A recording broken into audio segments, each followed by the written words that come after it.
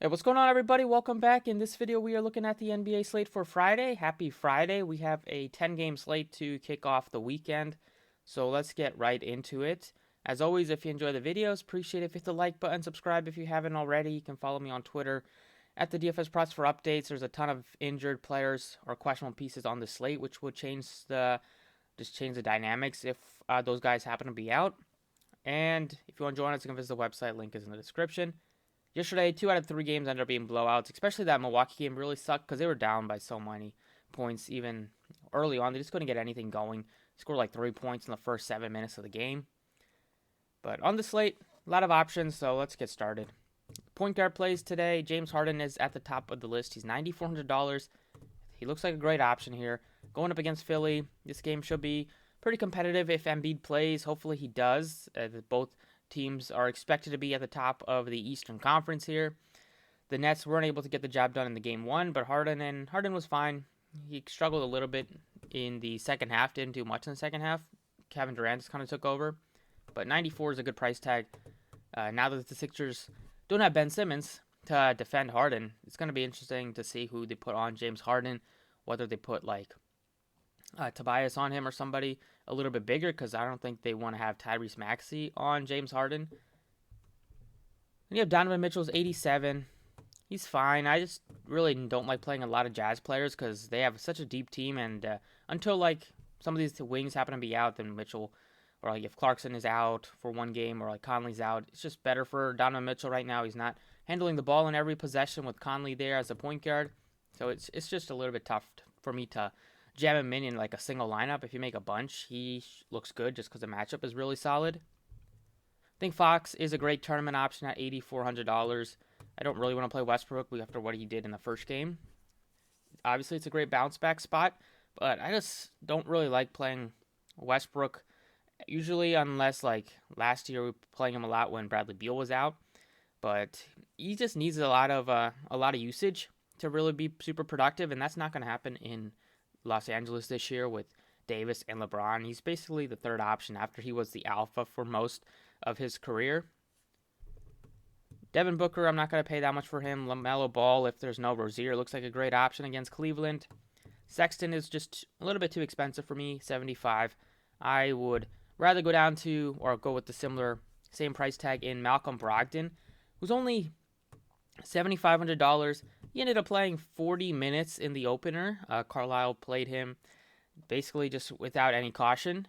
He was fine out there. Could have had a better performance. Just shot 8 of 19, 3 of 10 from the 3-point line. We know he's a better shooter than that. And this game, that first game, it was a 245 total. Ended up being. This one is projected to be another high-scoring game because both teams don't have great defenses. Both play fast. I think Brogdon is a great guy to plug into your point guard spot here. Kevin Porter Jr. struggled in the first game. Gives you good tournament upside. He looks better on FanDuel, though. There's some better options on DraftKings. Van Vliet's only $6,900. His price tag has dipped. Struggled a lot in that first game, but a price tag has come down, so I would be interested in playing him. He just shot 5 of 20, which hopefully doesn't happen again. Well, you have Van Vliet at that price tag, but then you have SGA at only 67, so go ahead and plug in SGA at the other guard spot. Just too cheap for a guy that is the main piece on the Thunder. It was a tough matchup against the Utah. They weren't in the game basically from the start, but he still played fine. 18, 4, and 2 in 33 minutes in a blowout. That's pretty good, at least that he's getting the run in the blowouts. And this game should be one of the better ones to target. OKC against Houston. Two pretty poor, like two young teams that play pretty fast and expect it to be a high total. And you're getting good price tags on a lot of these, both sides of this game, especially SGA. Josh Giddey is very affordable as well. So I like starting with Brogdon and SGA. In the value range at 6K, Lonzo's fine. The Bulls just have a lot of pieces that, besides like, you're getting Vooch really cheap, so I think he's probably my favorite Bull to target. But I guess you could look to Lonzo if you really wanted to against his former team, so might have some extra motivation tonight.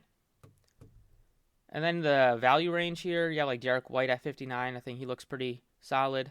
Cole Anthony looks better on FanDuel, but he's playable because the Magic are just so injured.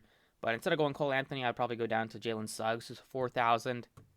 Maxey is fine as well at 53. Price tag has come up, but he was just too cheap on Wednesday because he was $4,000 starting point guard without Milton. Played a bunch of minutes, played like 33 minutes. Super productive out there. RJ Hampton is 47. He looks better on FanDuel, but he's going to get run because they don't have Gary Harris again today. But Suggs is only 4,000. He struggled in the first game, but he's just going to get a lot of run. He took 14 shots, only had 1 assist and 1 rebound. You'd expect that to come up most nights when he's out there for 30-plus minutes. And at the bottom, that's kind of the main pieces to look at. Maybe Davion Mitchell as a tournament option, because now they're not having Bagley in the rotation for some reason. But those are the main point guard options. Over at shooting guard, Bradley Beal is questionable. That's a big piece of news. If he's out, then just stack up Washington. You're definitely going to want to play Dinwiddie, probably play Kyle Kuzma, throw in another wing from the Wizards, then you can run it back with Brogdon. Jaylen Brown coming off of his career game. He's 83. He's in play, but he might be popular because people might just chase the points from him. Double overtime games, that could happen again. Might actually be worried for the legs a little bit. At least it wasn't like a back-to-back or anything. But the first game playing that many minutes is going to be tough if they had to play the next day. Levine is affordably priced at $8,000, but I probably like Vooch more, probably like Lonzo more at that price tag. Evan Fournier had a monster game, but that was in double overtime. He had 4 steals, which isn't going to happen again. 32 real life points. I think he's going to play well for the Knicks this year, but he's like 65. That's where he should be priced. Orlando's not the fastest paced team. They're going to play like a couple of big 7-footers out there, so expecting this one not to be a super high total. Duarte 6,000. He's fine. They only ran 8-man rotation in that first game.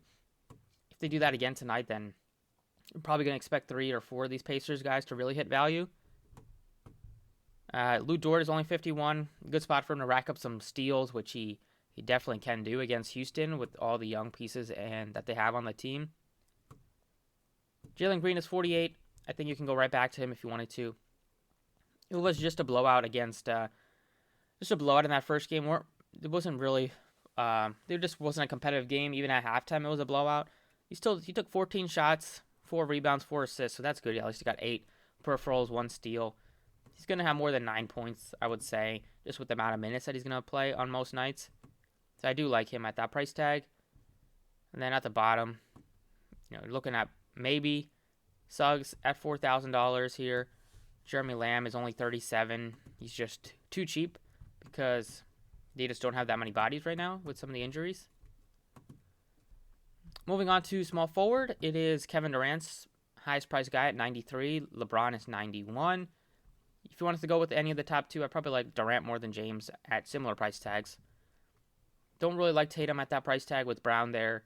If Brown happened, or if one of these guys, Brown and Tatum, going to take away from each other. Brown had a huge game. Tatum did not. Maybe today it's like the other way around. But they're both priced kind of appropriately where I don't see a ton of value on either price tag. I like Michael Porter Jr. He's only $6,300. 15, 5, 5, and 2 steals played. 34 minutes. He's going to get the minutes now that they really have no other options because they paid him for the max extension. So it doesn't matter if Mike Malone doesn't like him for his defense. He's going to be out there because you're not going to pay a guy max contract and then have him sit on the bench to close games. I do like Porter at that price tag. He's really cheap. Looks better than Buddy Hield given the tough matchup. Looks better than Fournier. I probably like him better than OG. RJ Barrett is only 58. Great spot for him against Orlando, even though it's not like the best total game, but I just think a guy like Barrett could have success in this matchup because just super cheap. He's starting to play a lot better. He played great in the preseason, and in the first game, he played well. 6 of 11 shooting, didn't take unnecessary shots, was efficient, which is something that we would like to see out of Barrett going forward. Kyle Kuzma at 57, he looks fine. It looks even better if there's no Bradley Beal. And then at the bottom here, you have like Carmelo is 46, so he's kind of expensive. He was 39 on the first game. It was a lot better price there. Kent Bazemore played a lot of minutes. He's $4,500. Then you have Scottie Barnes at 45. I think he played over 30 minutes in that first game. Was productive. Price tag has come up a little bit, but I still think he looks like a solid value option today. And let's keep going down here. You have another rookie, Josh Giddey, is only $4,100. If you wanted to, I think this game might be the one that I have the most of. OKC Houston and then Indiana Washington right now are the two favorites for me to target. Giddey is $4,100. He played 29 minutes, only had 4 points, but he did have 10 rebounds, 3 assists, and they only put up 86 points, which is, a lot less than what they're going to average. And the matchup was just so tough against the Jazz. I think they were on the road in that game as well. But now against Houston, young team, both sides aren't going to play great defense. I think you can plug in Josh Giddey at 41 right now as a pretty good value at that price tag. Get him and SGA in there. Hope that they just kind of dominate because they're both very underpriced. Power forward, we went with Sabonis the first day. I'm going to definitely go with him again today. Just way too underpriced at $9,000. He's going to get some backup center run whenever Miles Turner's not out there on the floor. Even though he plays power forward, he basically plays like the center because he gets so many rebounds. Turner doesn't really get that many rebounds for a center. He facilitates, gets you assists. He only had 2 assists in that first game. Pretty low for him. Also had 6 turnovers, and I don't think he had any, or maybe had 1 block, only 1 steal, but had 6 turnovers in that first game. Did shoot super well, 13 of 19, but he's just going to play so many minutes, him and Brogdon, until LeVert is back. They're just going to carry the load, so I'm just going to take advantage of good price tags on both of them in a great matchup against Washington. Other guys at power forward here, you have like Julius Randle, 85. I like him a lot at that price tag.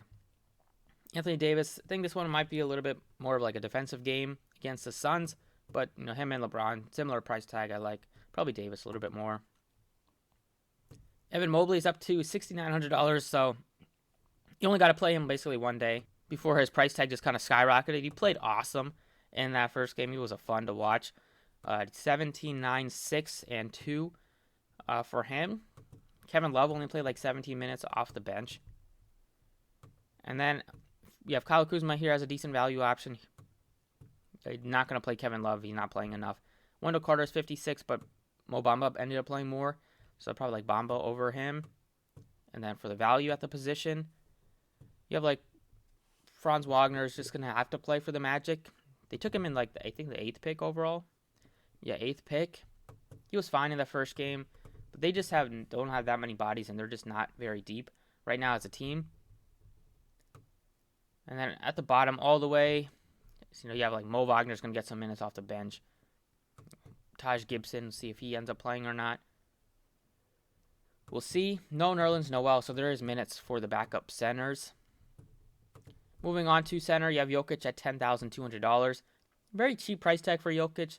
Should be able to smash at that sort of price tag any given day.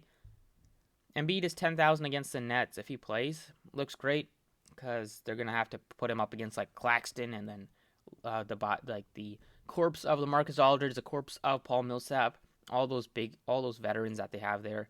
Embiid should eat if he ends up playing in this one. But center is just so deep that you might want to spend a couple of minutes at least just looking at all these great center options. At the top, you have the 2 studs, Jokic and Embiid.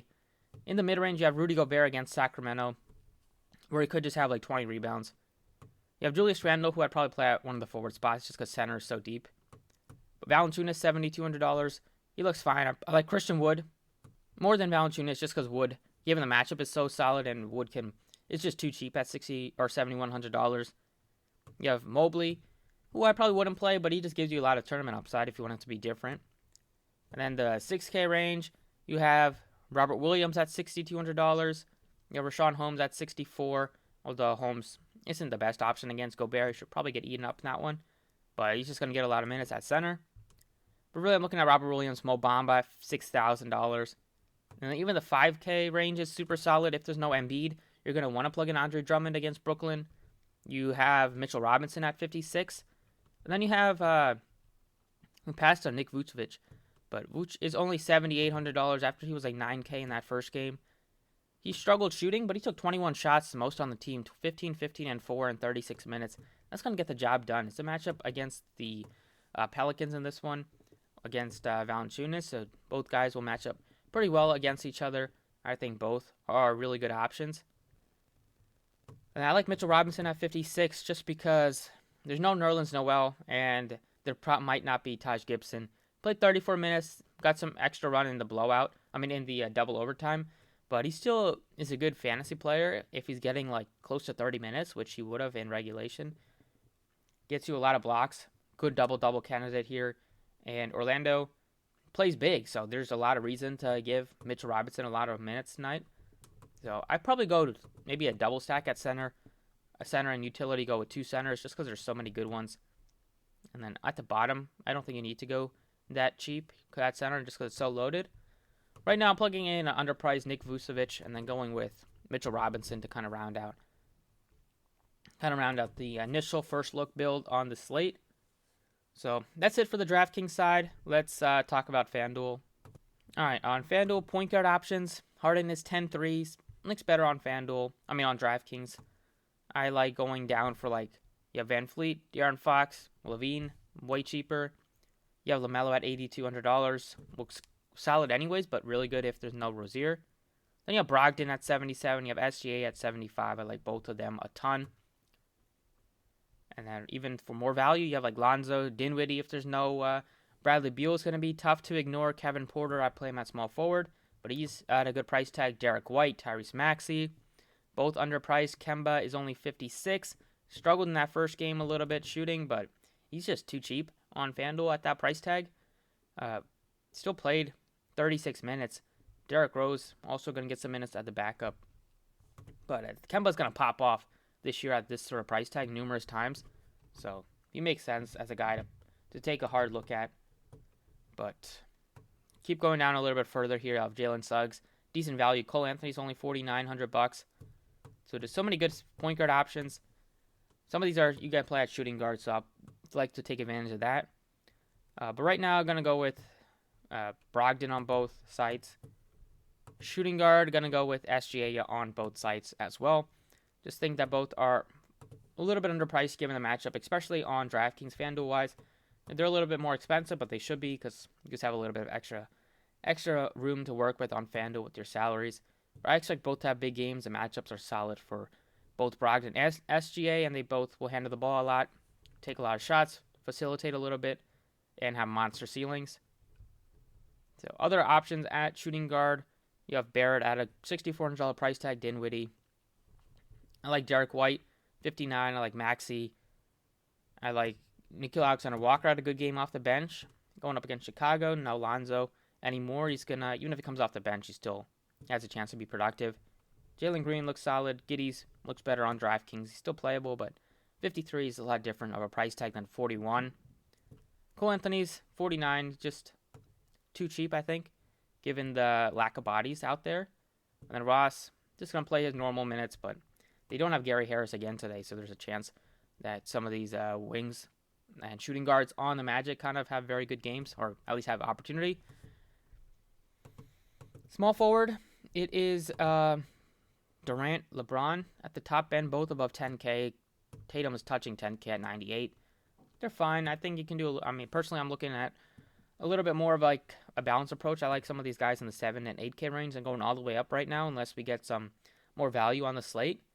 But I'm going to go with Kevin Porter. I think he's going to bounce back. If you play SGA, you can play Porter on the other side. They can go back and forth with one another. I know Porter was super bad in that first game, but that's what you're going to get out of a young player. You're going to get some bad games, and you're going to get some huge ceiling games, and Porter has already shown us some ceiling games. So this is a spot where a ceiling game is not out of the question, given how good of a spot it is. Kuzma, I like him at 56. Just nicely priced. Scottie Barnes is fine at 51. Better on DraftKings. Then at the bottom, you have Dort. You have Franz Wagner is only 4,000. If you need a value piece, that's going to get good minutes that starts. Yeah, he is going to fit right in. Power forward, I like Sabonis on both sides. He's 97 on FanDuel. Looks great at the position. Julius Randle's 95, so they're similarly priced. I like Sabonis, given how good the spot it is against Washington. Christian Wood, I like him as well. Tobias just going to have to take on more of a role, a little bit more ball handling for him this year without Simmons. Michael Porter at 72. He's playable, but he looks better on DraftKings. And then Robert Williams had a huge game in that double overtime, but he's 7K. So I think he's kind of priced where he should be. You have some other better options, I'd say, point per dollar wise, but Mo Bamba is only 63. Evan Mobley is only 61. So I like Mobley. I like Bamba. You You can play some centers at power forward, which is nice. It's just going to make your lineup look so much better. And I don't know if you need to go that cheap. Kind of like exactly what we had at the top end there. Like all the guys above 6,000 I mentioned, I really like. Then at center, Jokic is priced where he should be, 11-1. DraftKings has him a little bit too cheap. Embiid at 10-7, they're fine if you wanted to get to those guys. Vooch is 87. I like him on DraftKings more. I like Christian Wood on FanDuel. I like getting to like Mobley. Valanciunas is only 65, so he looks great against Vucevic. Just could be no Vooch doesn't play great defense. And then yeah, Mitchell Robinson at 59. I think I like getting to him as well. Gafford is there at 58. Getting some run at the center. Mo Bamba is there at 63. But I think Robinson, and then you have Drummond if there is no Embiid, would just be a guy that you want to plug in. But Robinson, I like the spot just with how big Orlando plays. It's a spot where he should get 30-plus minutes. Normally 30-plus minutes out of Mitchell Robinson, he's going to be productive. He's going to get a double-double. And on FanDuel, the blocks and steals are super important, and he racks up a ton of blocks. So it's fun to utilize a center that gets you a lot of those defensive stats on FanDuel, whether that's Mitchell Robinson, whether that's Mobley, whether that's going to be Bamba, Valanciunas, or going all the way at the top for like Embiid or Nick Vucevic. But that's about it for the video. Thanks for watching. Best of luck tonight, and I'll see you all next time.